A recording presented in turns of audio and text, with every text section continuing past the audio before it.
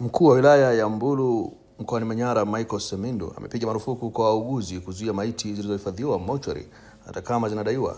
Semindo amesema hayo mbele ya wakuu wa idara, madiwani pamoja na kamati ya siasa wilaya ya Mbulu wakati akisoma ilani ya utekelezaji wa CCM wilayani humo. Mimi ni Bakari Chijumba. Katika miaka mitano ijayo, serikali imehakikisha kuwa itaendelea kuboresha hospitali, zahanati, vituo vya afya.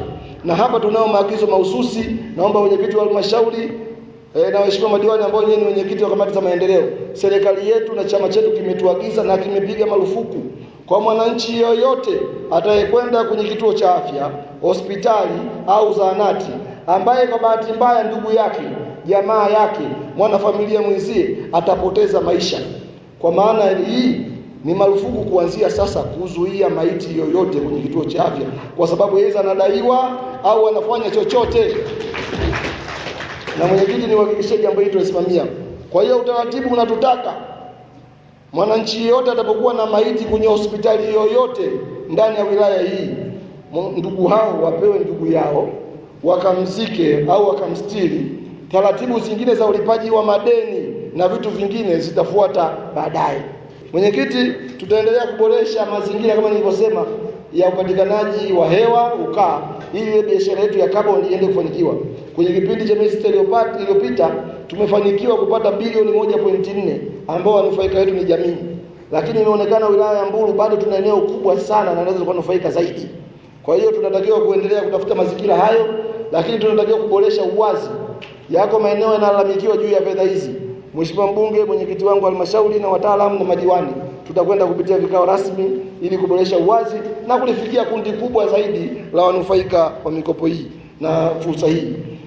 Mwenyekiti, kwenye kipindi cha miezi 6 ijayo tutaendelea kuboresha na kuimarisha mahusiano yetu na kuboresha pia uhuru wa vyombo vyetu vya habari ili Watanzania wote wapate haki ya kupata habari na taarifa na yale yanayofanywa na serikali yao na wananchi wao ndani ya nchi na nje ya nchi. Na tutaishia hapo, pia tutaendelea kuboresha vitengo vya mawasiliano serikalini ili wananchi wetu wajue kinachofanywa na serikali yao wakati wote, muda wote.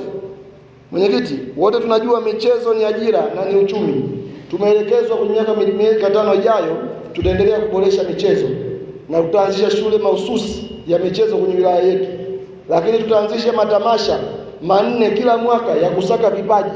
Na wewe mwenyekiti unajua wiki iliyopita tulizindua pale Dongo Beshi mashindano ya kurusha tufe, mshale na kukimbia.